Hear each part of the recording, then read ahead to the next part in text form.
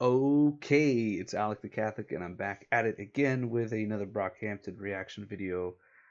This time I'm going to be using Genius to actually read the lyrics as I listen to the song. Um, I've used other like lyric stuff in the past, other just like Google lyrics, and they don't tell me who's speaking at the time. So this actually is going to be this is going to help me learn who's who and figure out what they're saying, what they're all about. At least I'm going to try. These guys are incredibly deep. Um, they seem to have like no plan and like they're just kind of doing stuff at random all the time. But yeah, all the videos I've watched and all the lyrics I've read and listened to so far, it's been like, wow, they're actually very deep. And they really force you to think about the music. So, with that said, let's get into it. Let's see what No Halo is all about. I don't know where I'm going. If I gotta take the high road, I'm rolling. I ain't tryna get like all up in your head again, Montana, Atlanta. Maybe I should just go mosey my ass over to your house. What about the side of you up on the couch, so cozy, lowly, lit like rosy chicks, so you so cozy with somebody else. Getting nervous, my stomach churning, burning. I'm beat ready to knock some teeth out of his ass. Late night corner we pass, like that switch get red. Used to skip out round that bend. We don't go there no more. We don't see sun no more. Baby wanna raid the whole apartment like the FBI, taking everything from pots and pans and fans and golden eye. Everything except the dog, everything in the drawers. Used to be so perfect, but it's never getting solved. So that's it. I think it's about a relationship. I mean, he caught this girl cheating on him, and then she came over to the apartment. And she just started raiding the whole apartment, taking everything out that was probably hers, except the dog and the drawers. And he's just like, oh man, like everything used to be so perfect. Now it's never gonna get solved. Breakups suck, man. I've actually never had to experience a breakup.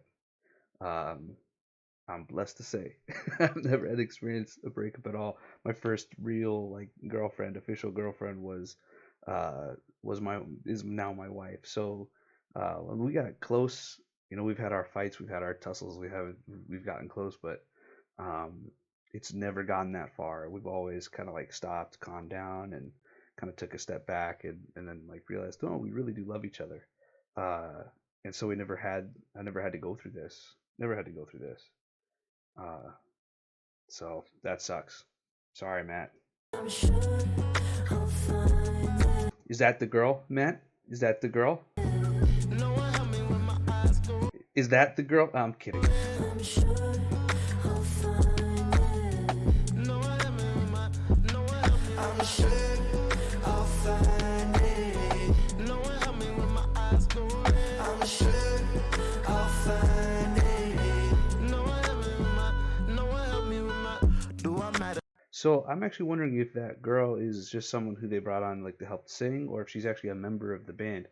Uh, Someone commented in a previous Brockhampton video that I did that there's like 11 or 12 members, maybe upwards of 30.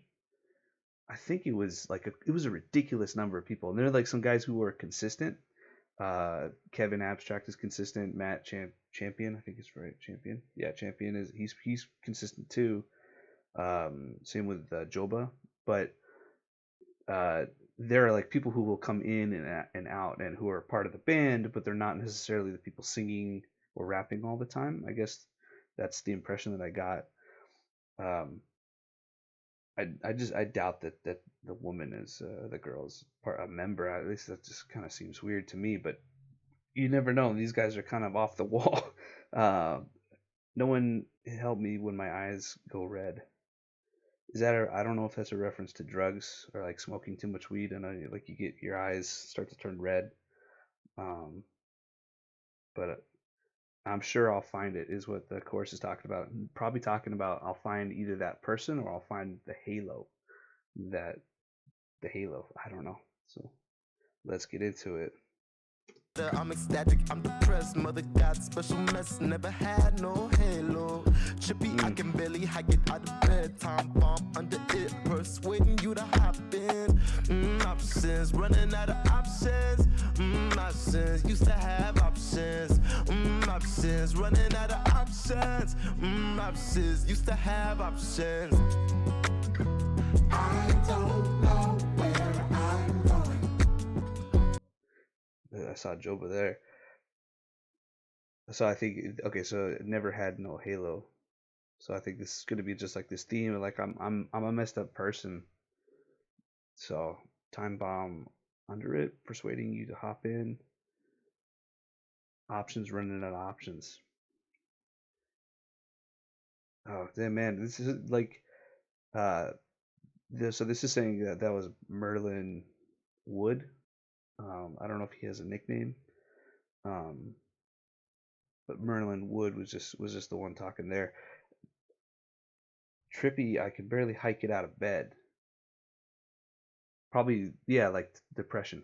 Depression is a trippy thing. It's a crazy thing to go through, and a lot of times people who have depression, they have this paralysis, like they don't want to get out of bed. A friend of mine struggles with depression, and that's something that he goes through on a regular basis. Like if he doesn't have work to go to, he's like, I just can't get out of bed.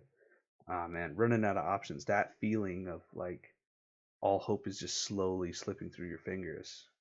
Maybe that's what he's talking about here. Um, they're really deep lyrics. So far, this song is really nice. The beat is good. The singing is fantastic. This is probably my favorite Brockhampton song so far for sure. So far for sure. If I gotta take the high road, I'm rolling. I like that. That's clever. I don't know where I'm going. If I gotta take the high road, I'm rolling. I'm sure I'll find it. No one help me when my eyes go red. I'm sure I'll Deb find Never. it. So she's got a name here. It's saying Deb Never. And Matt Champion and Merlin Wood are all singing right now. So she's got a name.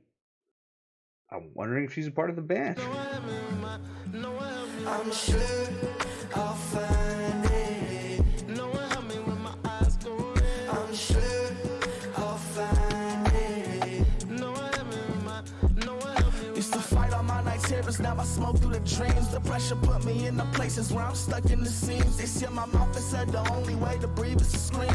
Pop the stitches from society and fall to my knees. The machines weaving our fate are getting harder to please, but I believe to an extreme. So anybody listening that's in between. That line, that verse, used to fight all my night terrors. Now I smoke through all the dreams. That I don't know how many people have experienced night terrors. I had not experienced night terrors growing up at all. Like I had never even heard of them until Kid Cudi. He talked about night terrors in his in one of his songs. I forget the name of the song, but he talks about night terrors in there. Is like, what do you know about night terrors? Nothing. Um, I was like, night terrors. That sounds horrible. Like, is that just like a really really bad nightmare?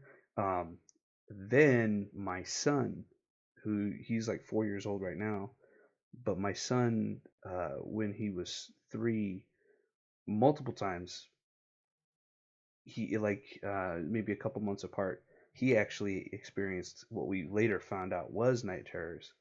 And I could show you a video. I recorded it because I was like, this is so bizarre. Like he was like screaming and crying and uncontrollable, and he was like tearing off his clothes and running around the house like a possessed child. Like I was like, this is freaky. This is weird. And you couldn't calm him down, and everything was scaring him, and it was like it's a freaky thing to see night terrors. They're horrible. I've never seen anyone go through them older than like a child. I'm sure that happens. Maybe people who sleepwalk and you wake them up, that's what they go through. I don't know. The thing we found out later on about night terrors is that the person who's going through the night terror is actually asleep the whole time. Like they're completely unconscious. you could have a conversation with my son. Like I told jokes to him and didn't make a difference. Like he was like he understood jokes. He started laughing at certain things, like. But then he would like start to cry and get uncontrollable again. So it was like this. Like I had to kind of gradually distract him and you do childish things, silly things to get him to calm down just enough to convince him to go back to his bed. And then he would wake up in the morning and not have any memory of I was like, Alec, do you remember like running around the house naked screaming? And he's like, no. I was like, that's so weird. So night terrors are for little kids. It comes from a lack of sleep. Um, so it looks like Don McLennan here is saying he basically smokes through the dreams. Like I don't know if he means like literally like he smokes before he goes to bed to make sure the night terrors don't happen, or if he's saying like that like he used to be afraid of his night terrors, now he just smokes and everything, like he doesn't care anymore. I don't know. But depression again. So he's talking about depression himself, and he's like, but I believe to an extreme that we can all find a way. Like he's not giving up hope on the fact that he can overcome these things he's dealing with, which is I think a great message to hear. And it's good for me to see this, and that gives me a lot of comfort. Like he's exposing some reality of how dark and how raw this is, but he's got like a hopeful tone and attitude towards it. So I appreciate that. And Joba, here's Joba. Now I've been very fascinated with this guy. He can sing really well, and he seems to have a negative view on religion. So I want to hear what he has to say about anything. Went to church for the hell of it, Oh, stumbled in drunken shit, been going through it again. Been talking to myself, wondering who I am, been thinking I am better than him. In times like these, I just need to believe it's all part of a plan. Lost a part of me, but I am still here. so that doesn't seem to like he has a negative view of religion at all.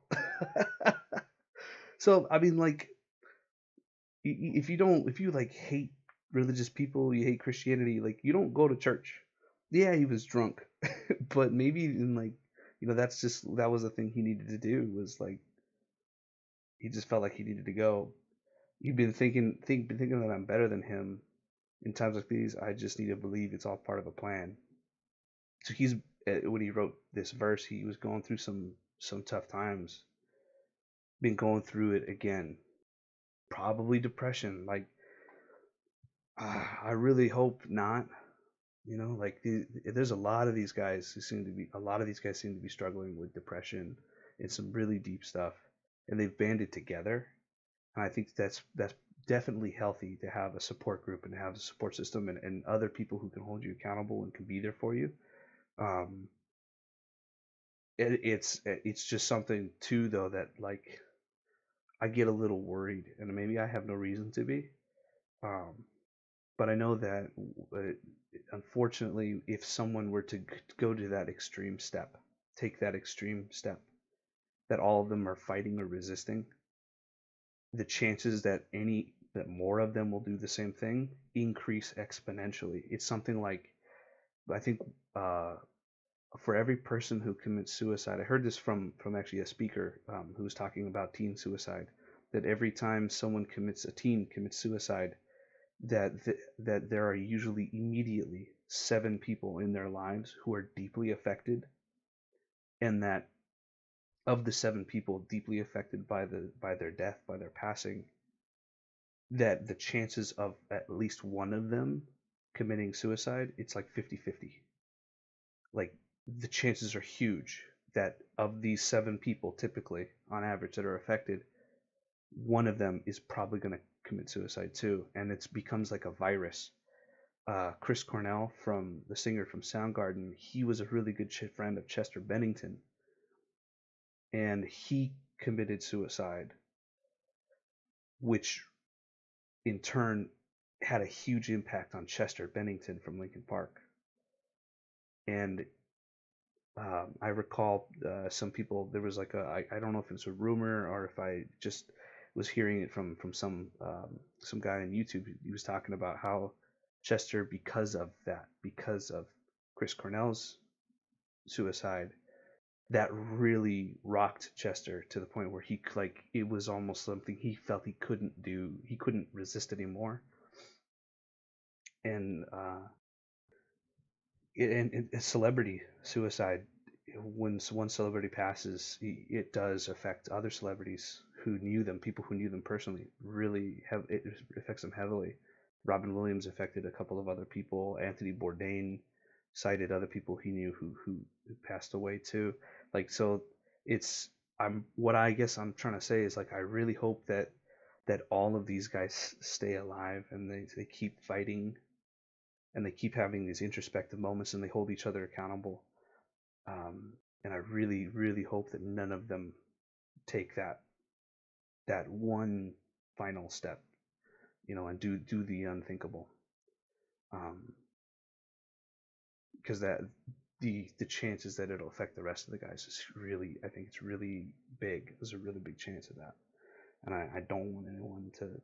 So anyway, Joba doesn't seem to be hating on church here at all. In fact, it seems like he really believes in God, or at least in some kind of plan for himself. And I think that's important. But he also talks about how he lost a part of himself, but he's still here. That's a fascinating concept, that you could lose yourself, at least lose a piece of you, but the whole person is still going through all this. Like you're still here, but you're broken or you're incomplete, and that's hard. That's so hard to deal with. Like I really should be praying for these guys. I think we all should be praying for these guys because they're. I think the music is an outlet, oftentimes, for the stuff they're actually dealing with and going through internally. That stuff comes out in these lyrics and in the music itself, and at least that's how it is for NF, my boy NF. But let's keep going. Wash it out of all of me to feel the fire. Maybe I'll be gone for a minute, but you know This is a gentleman I haven't seen yet, Bareface. He can sing really well. that's a lie. No, help me when my eyes go. Wash it out of all of me to feel the fire. Maybe I'll be gone for a minute, but you know that's a lie. No, help me when my eyes go. I'm sure I'll find it. No one help me when my eyes go red. I'm sure I'll find it. No one help me when no one help me. I'm sure I'll find it. No one help me when my eyes go red. I'm sure I'll find it. No one help me with no one help me with Hey Joba. And yeah.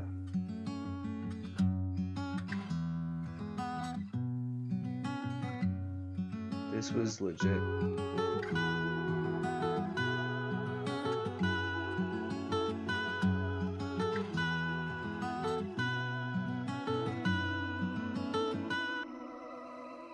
Gosh, yeah, look how many of them there are.